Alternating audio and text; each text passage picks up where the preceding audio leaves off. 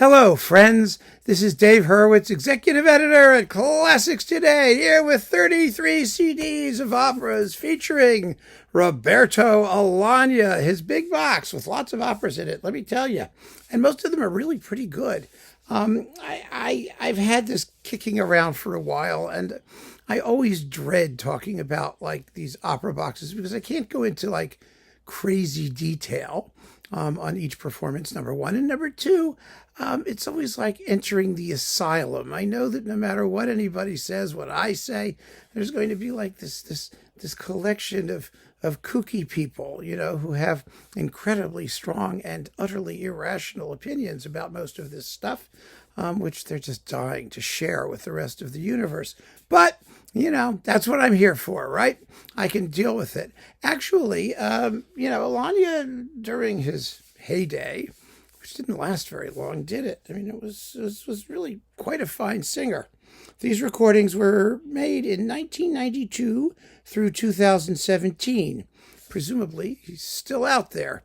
I pay no attention to these people and what they do, quite frankly. I just wait for the recordings to show up, and then we call them as we hear them.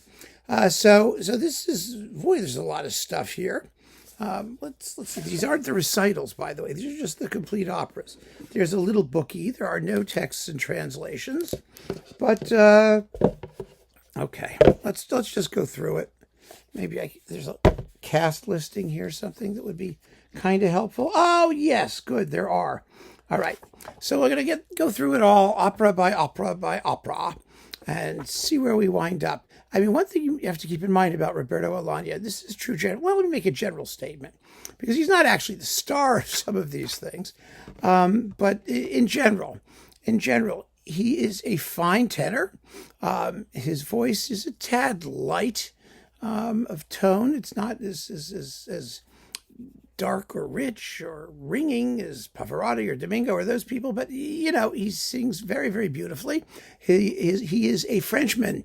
His French is wonderfully idiomatic, and everybody loves the fact that he sings beautifully in French, and he does.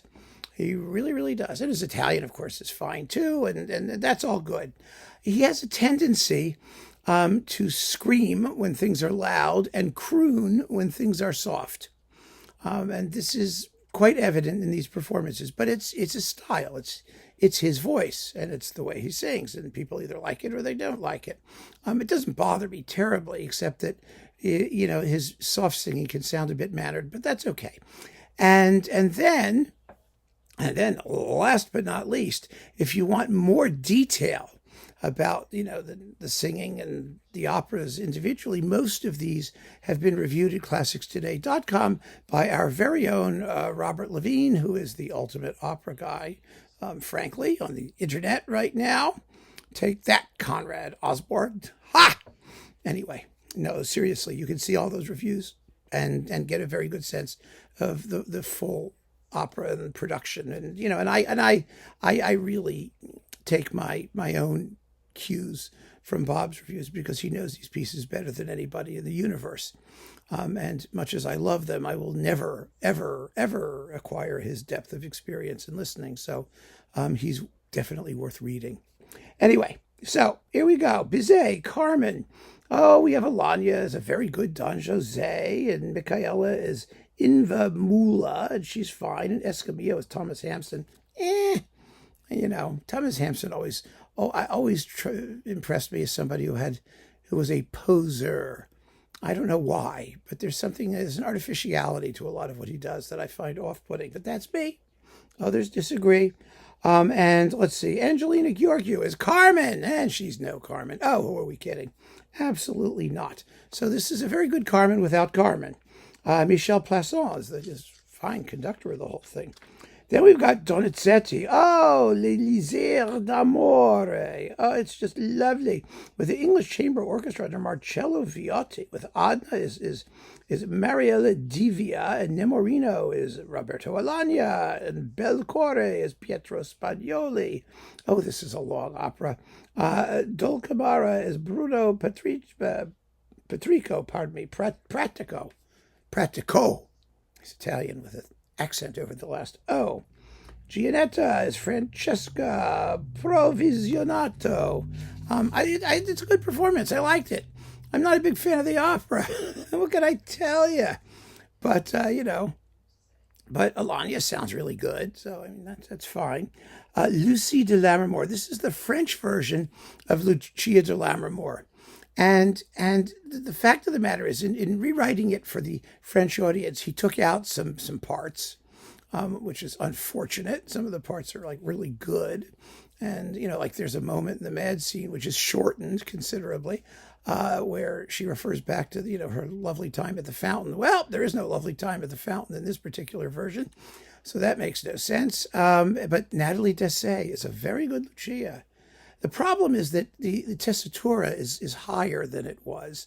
So that means that the really cool high notes, like in the mad scene, aren't going to thrill you because they aren't there. It's already kind of high anyway.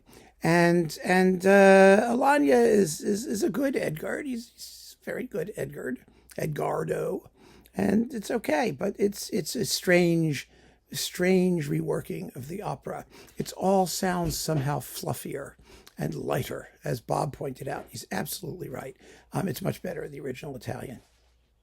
Let's just put it that way. But the performance is good. So it's with the, the Lyon Opera under Evelino Pido, or Pido. All those accents over the final O's, Gounod, Romeo et Juliet, Alagna and Gheorghiu, Fantôme. Oh, it's lovely. It's wonderful. It's beautiful. It's with Plassans. I mean, the French stuff is really, really good in this set. I mean, for the most part, it really is. And it's a beautiful opera, and it's just lovely. Absolutely lovely. Massenet, Werther, probably the best one out there right now, with really, really good people. Gheorghiu sings excellently in French. She makes a wonderful Charlotte. She has that grain in her voice that makes her sound wonderful when she's trying to do like mournful nobility. And Alagna is terrific as Werther. I mean, this is maybe his best recorded role. Maybe, I don't know. It's a wonderful performance with Papano and the London Symphony. It's first rate all the way through. Same is true of Manon. Manon has had a lot of luck on records. It really has. You've got Gheorghiu as Manon and Alagna. They were the opera's power couple for like 10 minutes. And, they made some wonderful records together. They really did. Lescaut was Earl of Patriarcho, and Joseph Van Damme is Desgrieux. Lots of fun. Definitely lots of fun for Manon. Again, with Papano and the Orchestre Symphonique et Chœur de la Monnaie. Massenet, La Navarrese. I love La Navarrese. I mean, it's a one-act potboiler Verismo thing. It's the same story, essentially, as La Vita Breve and all those things. Woman's in love, her boyfriend dumps her, she goes insane. Or she drops dead. I mean, that's the story. Creepy, wonderful. I mean, I loved Marilyn Horne in La Navarrese. I mean, that was sort of, one of her star turns. And it was so much fun to hear her go nuts at the end with her, evil giggle. Anyway, so that's fun. And this is with the Opera Orchestra of New York under Alberto Veronese. Oh my goodness. That's Eve Queller's old group. And of course we need Anita as La Navarrese, as Alexandra Korzek. Well, she's no Marilyn Horne, but what the hell, It's just fun to listen to. It's beautifully scored. It's enormously fun. Offenbach, The Tales of Hoffmann. Les Contes d'Hoffmann, a great performance. Absolutely terrific performance. Kent Nagano and the Lyon Opera, probably the best one out there. We did a Tales of Hoffmann, repertoire video, and this one was the one. I mean, it's really, really good. Really good. With Alagna, Joseph Van Damme, Nathalie Dessay, Sumi Jo, Leontina Veduva, Juanita Lascaro, and people I can't pronounce, and it's wonderful. So that's very, very good. La Boheme, Alagna, Vaduva, Thomas Hampson, Simon Keenlyside, Sam Raimi, Ruth Ann Swenson. Let's see, and yes, it's Papano and the Philharmonia. Oh, there's so many good La Bohemes. This one never struck me. It has some very good singing in it, and it's just not something that got me. I used to play in the pit orchestra. I played in the pit orchestra several times for La Boheme, and it's a beautiful opera to just sort of listen to, especially if you're a percussionist, because you don't really have that much to do. So you get to listen to the rest of the opera, and it's fun. It's fun, but this one isn't fun. This one, I don't know. I when it comes to La Bohemes, you've got, the Schulte with Caballé and Beecham, not Beecham, Schulte and Carillon and all these other lovely bohemitudes, and this is not one for me. But La Rondine, oh my goodness, it's probably the reference recording for this unfortunate operetta. Gheorghiu, Alagna, Matteusi, Inva Mula, and Roberto Rinaldi, and it's just lovely. The London Symphony and Papano. It's not a great work. No, I insisted. Bob Levine describes it as what did he say? It's Die Fledermaus meets, Il Trovatore and online dating or something like that. It's a strange concoction of things, but it's got some good tunes in it, and it's just fine. So then we've got, let's see, what else have we got here? A bit of Le Villi, Act 2 excerpts, and other things like that. Well, that doesn't make any difference. Tosca, very good Tosca. Absolutely very good Tosca. Gheorghiu, Alagna, Raimondi. Raimondi is a bit past his prime as Scarpia. He really is, but he inhabits the character. He really does. And he and Gheorghiu in Act 2 are just terrific. Oh, my goodness. Gheorghiu's wonderful. She's very good when she's getting tortured to death and humiliated and otherwise, put under horrifying pressure in a verismo fashion.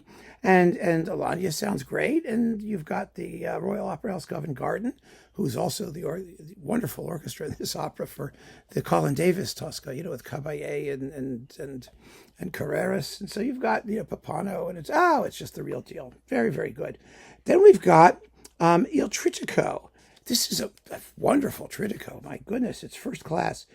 So for Il Tabarro, we have Carlo Guelfi and Maria Guligina and Neil Shikoff. Alagna is not even in this thing, and it doesn't make any difference. It's very exciting. With the LSO and Papano, then Suor Angelica. Well, he's not in that either. Where does he pop up? That's the question. Does he pop up anywhere in here? Let's see. So Suor Angelica is Cristina Gallardo Domas. It's a wonderful performance. Felicity Palmer is La Badessa, and who's the Zia Principessa here? I remember really liking the Zia is Bernadette Marca de Nisa. Boy, is she mean and nasty. Oh, it's terrific. So that's good. This is with the Philharmonia, by the way, and Papano. And then Johnny Skiki with Joseph Van Dam and Angelina Gheorghiu, Felicity Palmer. Oh, here he is. Of course. Roberto Alagna. He shows up as Ranuccio. I knew he was in here somewhere. He's the nipote, he's the nephew of Zita. And so that's it. Is he in any of the other ones here? He shows up in Il Tabarro as one of the two lovers. Angelina Gheorghiu and Roberto Alagna are making a cameo appearance in Il Tabarro. So that's amusing. But this is not for Alagna at all, and it doesn't make any difference. It's our break from Roberto Alagna, and it's a really good trittico, so that's fine.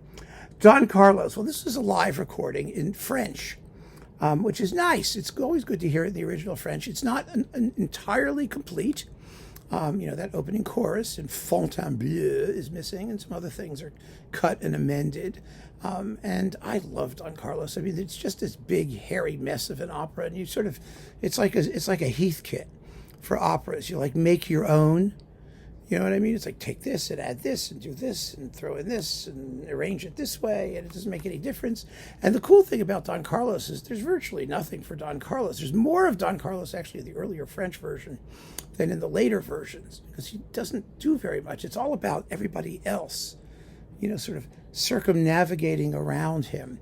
Although, he does get, well, no one knows what happens at the end, do we? He gets sucked into the catacomb and by somebody who may or may not be Philip II or Philip I, or oh gosh, who knows what the hell happens? It makes no difference.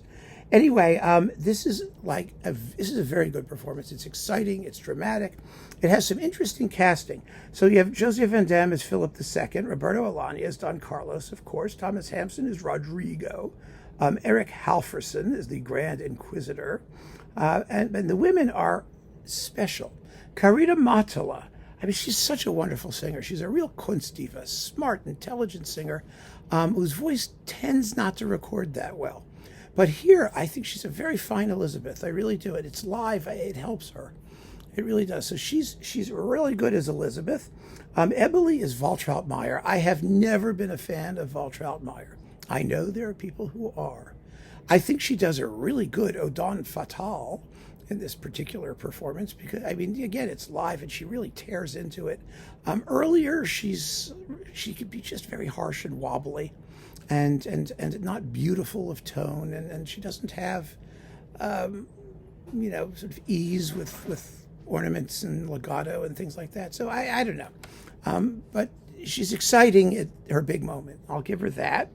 And everybody else does really well. So it's very interesting to hear the French version. It was recorded in the Châtelet and with the Orchestre de Paris. And there is some audience noise and the usual live stuff and whatnot, but it's a real theatrical performance, and I think that made it certainly more exciting than the Abbado French, all French version with what's her name and Scricciarelli and and the fact that it's sort of badly recorded. It was never well. It was an early digital thing on Deutsche Grammophon, and forget it. Okay, so Il Trovatore. Well, Alagna is an interesting Manrico. He's kind of schizophrenic. He's very, very soft, and he's very, very loud. And he hits terrific high Cs, the ones that Verdi never wrote, in Di Quella Pira. Boy, does he launch into them. It's terrific. I think maybe they hired Elizabeth Schwarzkopf to do them. Well, no, that was the Furtwängler Tristan, but, she was always around for a high C when you needed one. Anyway, Alagna is that. I mean, he's good. He's good. Gheorghiu is a terrific Leonora, really good. Thomas Hampson is a very good Conte de Luna. Surprisingly, I like that performance, and everybody else does very well. So it's a good Trovatore, a good solid Trovatore, and it's an opera that is tough to do, and they do it very well, and that's it. That is the Alagna edition. I mean, this is interestingly, this box has a good chunk of the standard repertoire. I mean, you've got, 2 major Verdis and 3 major Puccinis plus La Rondine, and then a boatload of really, really important French stuff. I mean, Romeo and Juliet, Werther, Manon, Tales of Hoffmann, 2 Donizettis, one sort of strange, and a bad Carmen, a not very good Carmen. Overall, Alagna was smart to marry Gheorghiu. I mean, because they really did do some fine work together, and this is a wonderful retrospective of the work that they did do together. It's distinguished, and it's also maybe the last gasp, because we don't see people making many complete opera recordings anymore, do we? And who are the singers? Where are they? Who are doing this kind of stuff? And who know how and really can. I mean, we see Baroque singers, and it's like countertenors running around hooting away and whatnot. But this struck me as kind of 2017 was the latest, but I don't see this happening around any other singer anytime soon. Do you? Maybe Lisa Davidson, in the German repertoire, some of it, but I doubt it. Anyway, there it is. If you don't have these things separately, I think they're mostly worth hearing, but we all have our faves, don't we? So keep on listening, friends. Thanks for joining me. Take care.